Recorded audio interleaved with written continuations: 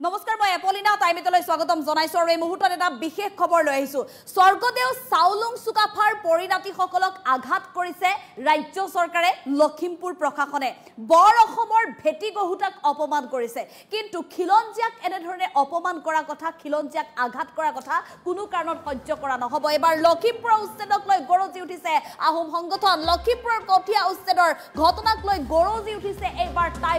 টাইপাৰ গৰ্জন শুনিবলৈ পোৱা গৈছে এইবাৰ লখিমপুৰ প্ৰশাসনৰ বিৰুদ্ধে খিলঞ্জিয়াক উচ্ছেদ কৰাটো কোনো কাৰণতে সহ্য কৰা নহব খিলঞ্জিয়াক উচ্ছেদ কৰাটো কোনো কাৰণত মানি নলয় দিয়া অসমৰ খিলঞ্জিয়া লোকে লখিমপুৰৰ খিলঞ্জিয়াৰ কঠিয়াতলি উচ্ছেদক লৈ প্ৰচণ্ড ক্ষোভ প্ৰকাশ কৰিছে টাইপাৰ গৰ্জন শুনিবলৈ পোৱা গৈছে এই ঘটনাক লৈ উচ্ছেদ হওক বিদেশীক উচ্ছেদ কৰক অবৈধ বেদখলকাৰীৰ বিৰুদ্ধে ৰাজ্য চৰকাৰে যে উচ্ছেদ অভিযান চলাই আছে তাৰ কোনো আপত্তি নাই কিন্তু খিলঞ্জিয়াক উচ্ছেদ কৰাটো কোনো কাৰণতে সহ্য কৰা নহব বুলি হুংকাৰ দিছে এতিয়া টাইপাই বৰ অসম গহুটাসকলক উচ্ছেদ কৰাটো অত্যন্ত নিন্দনীয় গৰিহণা জনাইছে লখিমপুৰ প্ৰশাসনক এতিয়া যিসকল ভূমিপুত্ৰ যিসকল খিলঞ্জিয়া এইসকলক পমুৱা মুছলমানৰ দৰে ব্যৱহাৰ কৰিছে পমুৱা মুছলমানৰ লগত তুলনা কৰিছে চৰকাৰে স্বৰ্গদেউ চাউলুং চুকাফাৰ পৰিণতিসকলক আঘাত কৰিছে চৰকাৰে জাতি মাটি ভেটিৰ কথা কোৱা চৰকাৰে এতিয়া খিলঞ্জিয়াৰ মাটি কাঢ়ি ল'ব বিচাৰিছে যি প্ৰতিশ্ৰুতি দিছিল সেই প্ৰতিশ্ৰুতি ৰক্ষা কৰিব পৰা নাই চৰকাৰে বেদখলকাৰীক উচ্ছেদৰ পক্ষত আছো কিন্তু খিলঞ্জিয়াক উচ্ছেদ কৰাটো কেতিয়াও সহ্য নকৰো বুলি হুংকাৰ প্ৰদান কৰিছে এবাৰ টাইপাই খিলঞ্জিয়াক উচ্ছেদ কৰি আদানী আম্বানীক যদি মাটি দিয়ে আমি কিন্তু চাই নাথাকিম প্ৰয়োজনত সমগ্ৰ লখিমপুৰ স্তব্ধ কৰি দিয়াৰ হুংকাৰ দিছে এতিয়া টাইপাই আৰু এনেধৰণে লখিমপুৰ উচ্ছেদৰ ঘটনাক লৈ গৰজি উঠিছে টাইপা লখিমপুৰৰ কঠিয়াতলি উচ্ছেদৰ ঘটনাক লৈ গৰজি উঠিছে টাইপা সমগ্ৰ ৰাজ্যজুৰি লখিমপুৰৰ উচ্ছেদৰ ঘটনাক লৈ চৰ্চিত হৈ আছে সমগ্ৰ ৰাজ্যবাসীয়ে গৰিহণা দিছে কিয়নো খিলঞ্জিয়া এটা পৰিয়ালক খিলঞ্জিয়া কৃষক পৰিয়ালক অন্যায় কৰিছে লখিমপুৰ জিলা প্ৰশাসনে কৃষক কন্যা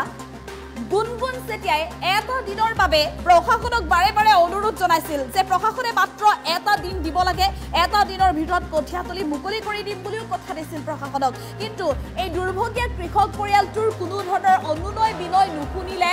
লখিমপুৰ প্ৰশাসনে আৰু অমানৱীয়ভাৱে উচ্ছেদ চলাই এফালৰ পৰা সকলো ধ্বংস কৰি দিলে প্ৰশাসনে গতিকে লখিমপুৰ প্ৰশাসনৰ এই যি এই কাৰ্য কোনো কাৰণত এতিয়া মানি নলয় সমগ্ৰ অসমবাসীয়ে আৰু আজিৰ দিনটোত এতিয়া প্ৰতিটো দল সংগঠনে প্ৰতিগৰাকী খিলঞ্জিয়াৰ গৰ্জন শুনিবলৈ পোৱা গৈছে লখিমপুৰৰ এই ঘটনাৰ উচ্ছেদক লৈ আৰু আটাইতকৈ ডাঙৰ কথা সমগ্ৰ ৰাজ্যবাসীৰ যেতিয়া দৃষ্টি নিবদ্ধ হ'ল সমগ্ৰ ৰাজ্যবাসীয়ে যেতিয়া লখিমপুৰ প্ৰশাসনৰ এই অমানৱীয় উচ্ছেদৰ গৰিহণা দিলে তেতিয়াই বিধায়ক মানৱ ডেকাই পৰিয়ালটোলৈ কঠিয়াৰ যোগান ধৰিছিল কিন্তু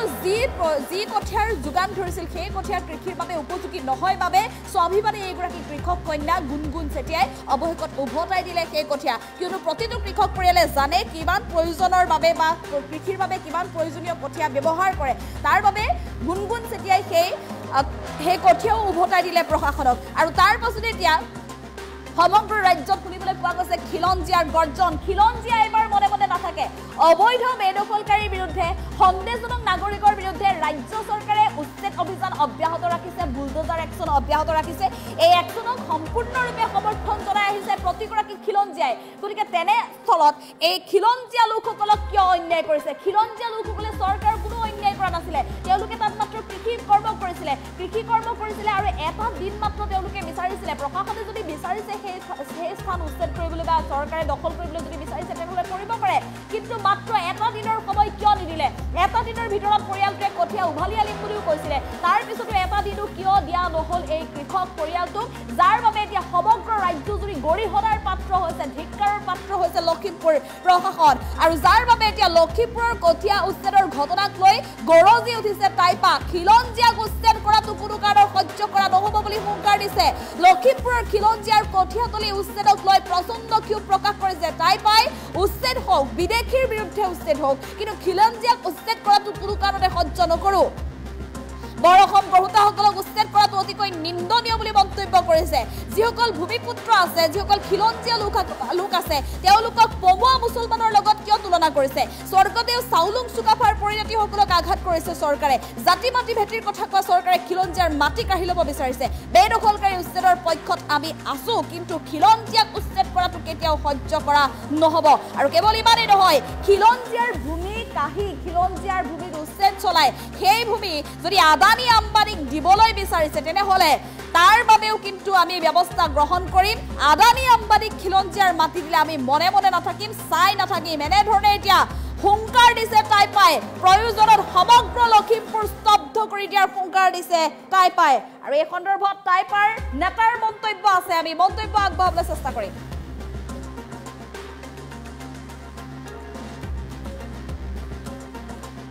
ভাল দেখা নাই বৰ্তমান শাসিত চৰকাৰ হওক বা যি লখিমপুৰত যোৱাকালি যি ঘটনা সংঘটিত হৈ গ'ল বিশেষকৈ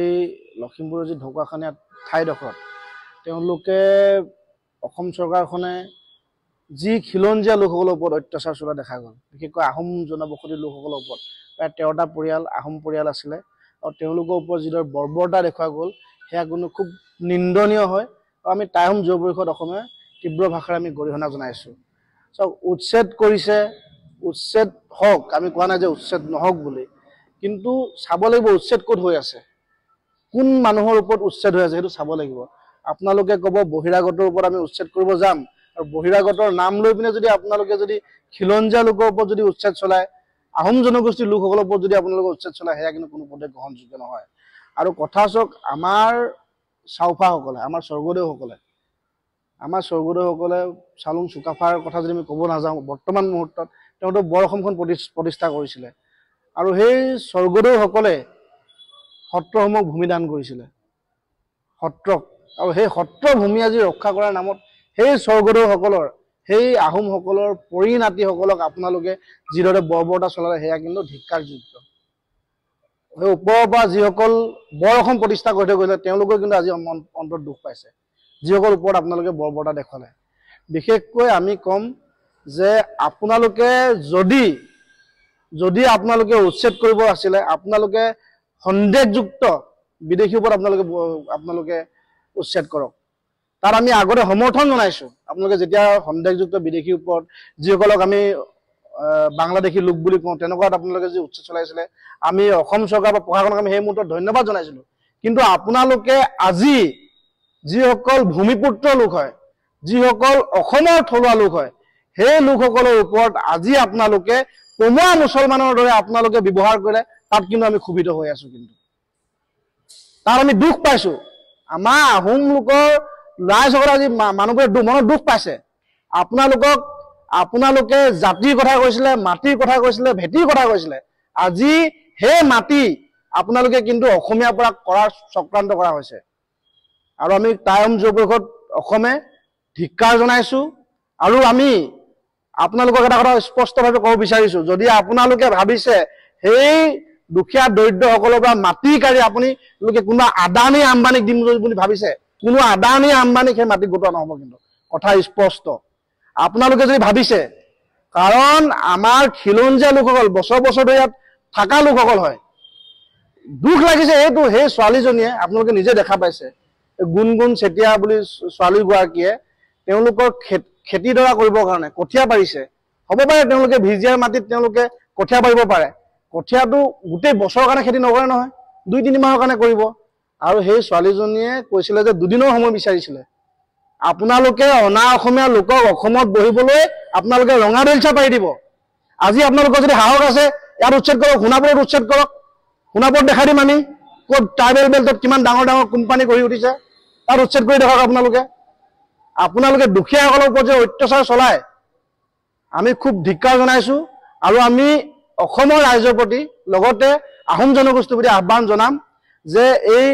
তেওঁলোকে যদি অসম চৰকাৰখনে আহোমৰ যি বিদ্বেষ ভূমিকা গ্ৰহণ কৰিছে ইয়াত আমি কিন্তু ক্ষুভিত আৰু প্ৰতিটো পৰিয়ালে 13টা প্ৰতিটো পৰিয়ালক কিন্তু উচিত তেওঁলোকক ব্যৱস্থা কৰি দিব লাগিব কিন্তু তেওঁলোকৰ সংস্থাপনৰ ব্যৱস্থা কৰি দিব লাগিব তেওঁলোকৰ যিদৰে ভূমি উচ্ছেদ কৰা হৈছে নহ'লে আমি কিন্তু লখিমপুৰত নিচিনা ঠাই আমি বন্ধ দিবলৈ বাধ্য হ'ম আমি লখিমপুৰ স্তব্ধ কৰি দিম কিন্তু টাই আহোম যুৱ পৰিষদৰ পৰা আমি হুংকাৰ প্ৰদান কৰিছোঁ যদি সেই 13টা পৰিয়ালক যদি সংস্থাপনৰ ব্যৱস্থা কৰা নহয় অসম চৰকাৰৰ পৰা ডিচি জনে যিজন উপায়ুক্ত আছে কি চিন্তা কৰি তেওঁ সেই আহোম জনগোষ্ঠী তেওঁ জানে কি নাজানে সেই লোকসকল যে তাত বছৰ বছৰ বহি থকা খিলঞ্জীয়া লোক হয় ভূমিপুত্ৰ লোক হয় তেওঁ অৱগত হয় কি নহয় তাৰ ওপৰত সম্পূৰ্ণ এই যিটো তেওঁলোকে উচ্ছেদ কৰিলে এই উচ্ছেদৰ ওপৰত কিন্তু সম্পূৰ্ণভাৱে এটা তদন্ত হ'ব লাগে বুলি আমি অনুভৱ কৰিছোঁ আৰু আমি যাম আমি হাইকোৰ্ট পৰ্যন্ত যাম চক একদম কথাবোৰ খুব ভাল দেখা নাই বৰ্তমান শাসিত চৰকাৰ হওক বা যি লখিমপুৰত যোৱাকালি যি ঘটনা সংঘটিত হৈ গ'ল বিশেষকৈ লখিমপুৰৰ যি ঢকুৱাখানীয়া ঠাইডোখৰত তেওঁলোকে অসম চৰকাৰখনে যি খিলঞ্জীয়া লোকসকলৰ ওপৰত অত্যাচাৰ চলোৱা দেখা গ'ল বিশেষকৈ আহোম জনবসতি লোকসকলৰ ওপৰত প্ৰায় 13টা পৰিয়াল আহোম পৰিয়াল আছিলে আৰু তেওঁলোকৰ ওপৰত যিদৰে বৰ্বৰতা দেখুওৱা গ'ল সেয়া কোনো খুব নিন্দনীয় হয় আৰু আমি টাই আহোম যুৱ পৰিষদ অসমে তীব্ৰ ভাষাৰে আমি গৰিহণা জনাইছোঁ চাওক উচ্ছেদ কৰিছে উচ্ছেদ হওক আমি কোৱা নাই যে উচ্ছেদ নহওক বুলি কিন্তু চাব লাগিব উচ্ছেদ ক'ত হৈ আছে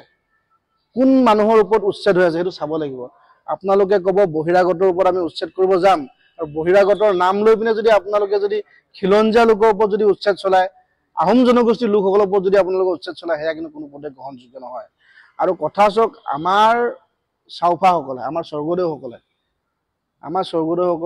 চাউলুং চুকাফাৰ কথা যদি আমি ক'ব নাযাওঁ বৰ্তমান মুহূৰ্তত তেওঁতো বৰ অসমখন প্ৰতিষ্ঠা কৰিছিলে আৰু সেই স্বৰ্গদেউসকলে সত্ৰসমূহক ভূমিদান কৰিছিলে সত্ৰক আৰু সেই সত্ৰ ভূমি আজি ৰক্ষা কৰাৰ নামত সেই স্বৰ্গদেউসকলৰ সেই আহোমসকলৰ পৰিণাতিসকলক আপোনালোকে যিদৰে বৰ্বৰতা চলালে সেয়া কিন্তু ধিক্কাৰযোগ্য সেই ওপৰৰ পৰা যিসকল বৰ অসম প্ৰতিষ্ঠা কৰি থৈ গৈছে তেওঁলোকেও কিন্তু আজি অন্তৰত দুখ পাইছে যিসকল ওপৰত আপোনালোকে বৰ্বৰতা দেখুৱালে বিশেষকৈ আমি ক'ম যে আপোনালোকে